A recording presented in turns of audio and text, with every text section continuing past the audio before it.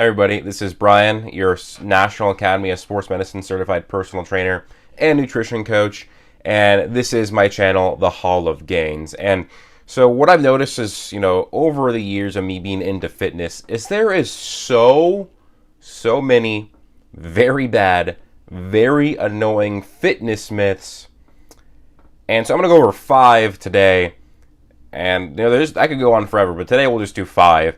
5 annoying fitness myths, 5 bad fitness myths, and just going to talk about why they're myths and why you shouldn't believe them. And the first one's interesting because this is the one I see the most, I hear from my friends the most who don't know much about fitness, and that is that steroids, number one, steroids are guaranteed to give you the body of a Greek god, and it will give you gains without working out. Now, this is a complete falsehood. In fact, I know for a fact that it's just not going to work. There is one study that people love to use, and in this study, people took anabolics or PED, some sort of performance-enhancing drug that would help them put on muscle mass. And what happened is they did this with no resistance training, and they put on muscle. Now, the thing with this is it didn't test for outside of study work. If these people were actually in construction or did a physical job, they could put on muscle. And so that's basically what happens is you're not going to put on muscle just from taking steroids. You're still going to need to do the work. And steroids, the effect of what they can do is actually vastly overrated. See, when it comes to lifting or bodybuilding and getting in great shape, there's many factors.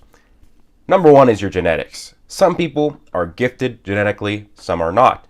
In fact, there are people who are just poorly gifted when it comes to genetics, but work extremely hard, have great programming, have great nutrition, great diet, and then great sleep.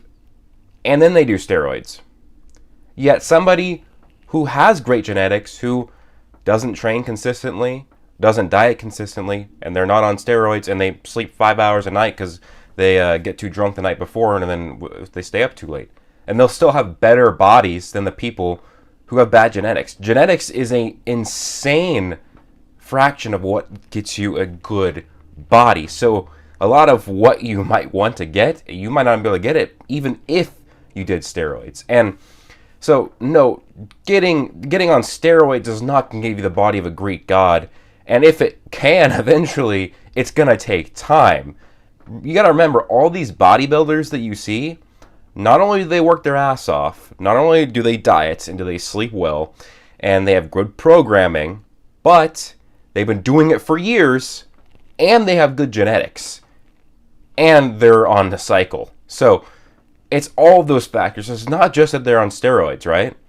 So steroids, it's not, I'm going to inject myself and now I'm going to turn into a Greek god. Oh, it's not inject myself and now I'm going to not even have to work out and get gains. No, it's not going to happen like that.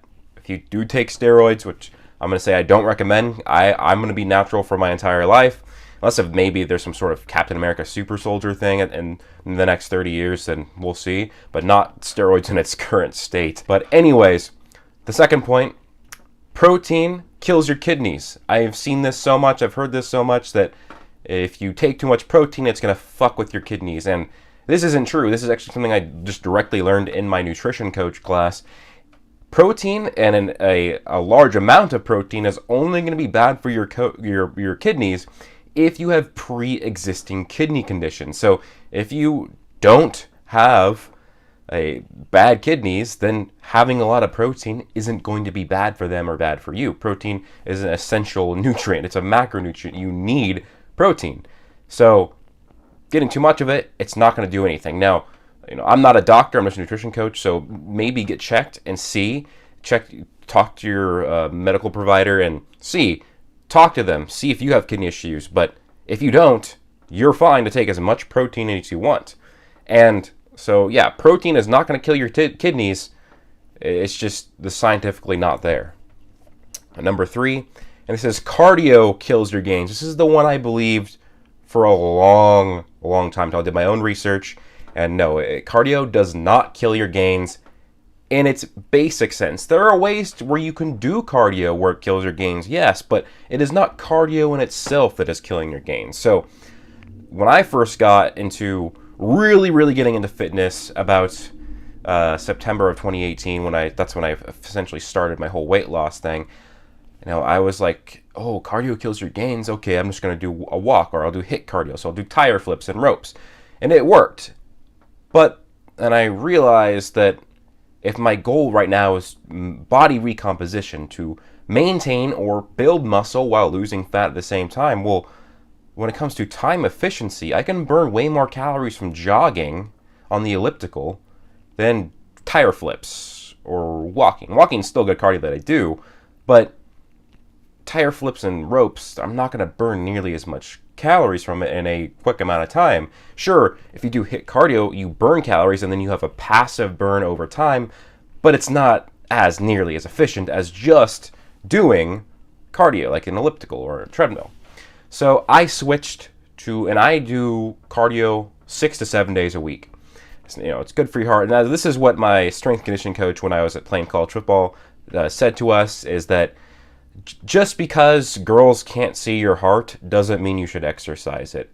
It's just like, you want to work out your biceps, everything else so the girls can see, but just because the girl can't see your heart doesn't mean you shouldn't work it out. Cardio is very good for your body, great for your heart. And then, anyways, let's get to the part where I was talking about where it doesn't kill your gains. And it can kill your gains, but it's probably not. So, as I've said before, in order to be in a good spot to put on muscle, you need to be at the very least in a maintenance, if not in a caloric surplus. So you're eating more calories than you're burning.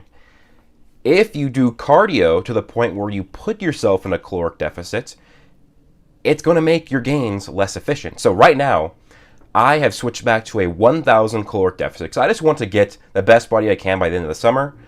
And then, because I was on a 750 to 851. So the thing is, with my cardio, I do about 25 minutes of jogging with resistance on the elliptical, and I go somewhat fast. They don't really accurately gauge how many calories you burn on the elliptical machines because it doesn't check how much I weigh. It just puts the average person's weight. But in about 25 minutes of jogging, it'll say I've burnt like 350 or not, if not more. And that's for an average person to be way more. And it doesn't even accurately gauge it anyway. So I'd say it's at least 500 to 600 calories. Now, imagine if I did a 50 or 60 minute cardio session, but I didn't change my diet.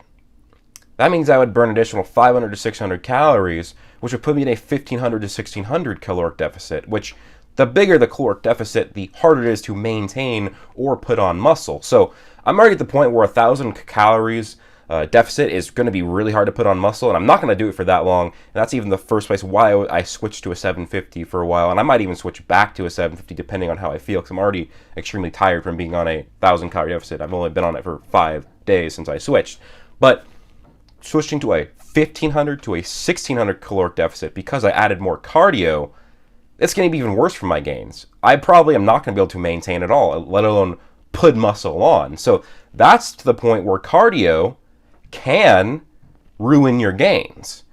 And so that is the partial truth there. But that in itself is not cardio killing your gains. That's your diet. So if I did 500 or initial 500 to 600 calories of cardio, but then I ate an additional 500 to 600 calories of food to basically cancel that out, I'd be fine. It'd just be good cardio. Now, also, just going for extremely long, extremely hard bouts of cardio can be bad for your gains. Let's say if you go for an hour and a half, 2 hours, extremely hard, yeah, that could be bad, but it's still not going to be terrible if you're getting your protein in, you're properly stretching. But the main thing that I've seen with cardio killing your gains, it's not cardio itself, it's your diet if you're already in a caloric deficit. Now, even if, let's say if you're in a clean bulk, you're doing a 300, maybe 200 caloric surplus, right? Well, if you do cardio to the point where you're now in a deficit to 300 to 400, you're not going to burn muscle, you're not going to build muscle as fast. So, yeah, in a sense, cardio is killing your gains, but it's not. It's really your diet. You can do cardio, just eat more food, and that's the benefit of cardio. you can eat more food if you do cardio. So cardio, it's not killing your gains if you're doing it right. So the other thing with cardio is your energy stores. There's the different energy systems that our body have, ATP, the oxidative system, and all that. Now, once you've been working out for 90 minutes, that's when your muscles run out of the glycogen stores and you might start burning off some muscle. But if you carb load before your workout, before your exercise, that's going to take some of it off. And really, you shouldn't be working out much longer than 90 minutes. And if you're taking long rests, then that's going to, between your different exercises, it's really going to make it so you can work out for even longer as well. So yeah, cardio is not killing your gains. It's more so your diet. Number 4, this is protein overload or caloric overload. So I just talked about protein killing your kidneys. It doesn't change the fact that there's these people, these bro science guys out here that say you need 2 to 3 grams of protein per pound of body weight. Now for me, that would mean I need 480 grams of protein to 720 grams of protein, which if I just ate pure protein on that 700 grams of protein a day, I would actually couldn't follow my diet because I need to only eat 2,350 calories right now. So yeah, this whole nonsense, you don't need that much protein. Most studies say that for most people, a half gram of protein per pound of body weight is going to be fine. I'd suggest a bit more just to be extra safe. And also, protein is a very filling macronutrient, and it's just good for you, so you might want to take more. I try and strive for at least 0.85 grams of protein per day, or per pound per day. And I usually will go over 1 gram per day because I'm also in a caloric deficit, so I need more protein. So I've seen studies of 0.85 to 1.1 gram per pound of body weight once you're in a caloric deficit. And then you could maybe do 0.6, 0.7 grams of protein per pound of body weight when you are actually not in a caloric deficit. But, I've seen 0.5, a lot of studies at 0.5 grams is sufficient. But yeah, you don't need these extreme amounts of protein. I think it's the supplement industry just pushing this notion that you need so much protein. You really, really don't. And that's one mistake I used to make, is I used to have way too much protein. I was pushing for 1.5 grams of protein per pound of body weight at one point. That was a lot, because at that time, I was over 300 pounds. That's over 450 grams of protein. That was nonsensical. And then the next is caloric overload. I see people at the gym. Old friends from high school sometimes I see at the gym. Just saw one before the shutdown. And he comes up to me and he sees that I'm way better shape now. And he's like, so dude, how do I put on muscle? I just lift weights and eat a shit ton of food, right? And I eat a shit ton of protein. I'm just like, no. Caloric overloading, which is, I'll call it a dirty bulk, is when you eat a bunch of shitty food, eat too much food, and then you work out to try and put on a bunch of muscle. Dirty bulking, it's not good. You're going to put on more fat than muscle, and you're going to have to burn that off at some point, which means you might have to lose some of that muscle you just gained. So at the very most, I would suggest for a bulk to go on the very most, a 500 calorie surplus a day. I'd go less. When I do it, I'm going to go 300 at most, but I'm probably going to start with a 150, maybe 200 caloric surplus and see what I can do from there. But yeah, if you go over 500, you're getting to the point of dirty bulking, because that's a pound of fat per week that you'll gain. That adds up over time. And if you go even more, like this guy I talked to, he said he was bulking at 800 calories a day. That means he's burning over gaining over 1.5 pounds of fat a week. In 10 weeks, he's going to gain 15 pounds of fat. That's not going to look good. Even yes, you will be putting on muscle, and you are going to be. I've done a dirty bulk, or it was basically on the border of, maybe that one extra piece of chocolate is a dirty bulk, but take that out, it's a clean bulk. And I was maybe cycling every other day was a clean bulk, every other day was a dirty bulk. And it feels great to work out in a bulk. Like right now, working out is a bitch because I'm on such a big caloric deficit. But being in a caloric surplus and a big one, you have so much energy to lift. Like I was able to do like 4 sets of 12 reps at 315 pounds on bench, like because I was in a huge surplus. So But you don't need that. You don't need a protein overload. You don't need a caloric overload. Do not dirty bulk. I truly do not dirty bulk. It's just not going to get you anywhere. It's not healthy either to gain a lot of weight like that. Finally, this final point is that it's kind of a double-sided coin. It's one, you're overworking yourself, or two, you're underworking yourself. We all know somebody who does the daily squats and how that's not good for gains. There's a guy in my gym who did squats every single day. Guess, between him and I, who had better gains over 6 months? I did squats twice a week. Or he did leg day twice a week. Or I did it twice a week. He did it every day. Who had better gains over that 6-month period? It was me. You want to know why? Because after 3 months, he got injured. He pulled a muscle in his leg and couldn't train for 3 months. And I probably would have had better gains anyways because his muscles would not be able to repair in time. So, yeah, do not overtrain. Train your body parts or each muscle group twice a week, maybe 3, and you're good. And then that goes into the undertraining. And this is what people call a bro split, where you train each muscle group once a week. You need to train it twice a week. Not once, twice. It's better. It's just way better. Your muscles can repair fast enough to where you can do it at least twice a week. If you're only doing it once a week, you're getting half the gains. This is what I used to do. I did a bro split for a while. And yes, I've noticed ever since I switched to working out each body part twice a week instead of once a week that, yes, I not only get better muscular gains, but I can progressive overload better. And so I feel stronger as well, despite doing hypertrophy training. So, you're underworking or you're overworking. It's kind of both. I know a guy at the gym who does biceps every single day, 6 or 7 days a week. That's too much. You're not going to get the gains that you want. It's the law of diminishing returns, and you are way more likely to injure yourself. So hit that sweet spot.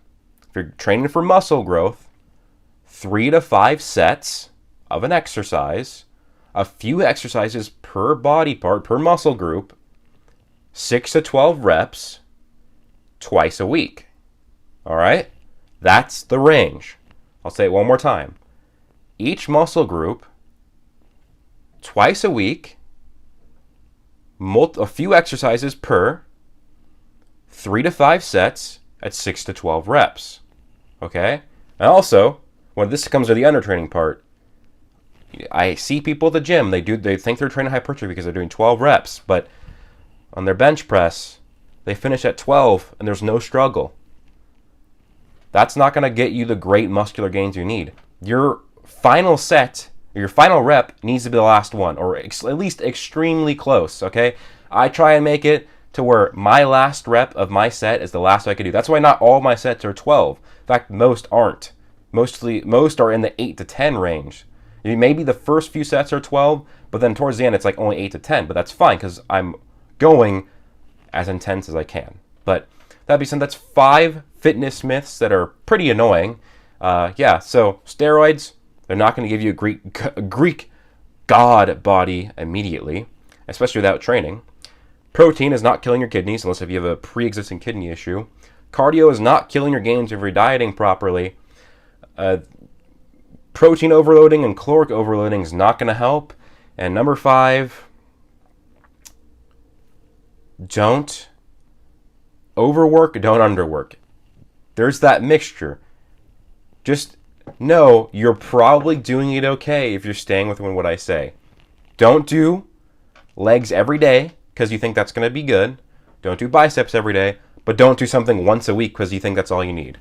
But that being said, I hope you guys did enjoy the video. Let me know your thoughts down below. Leave a like, comment, and subscribe. Peace out.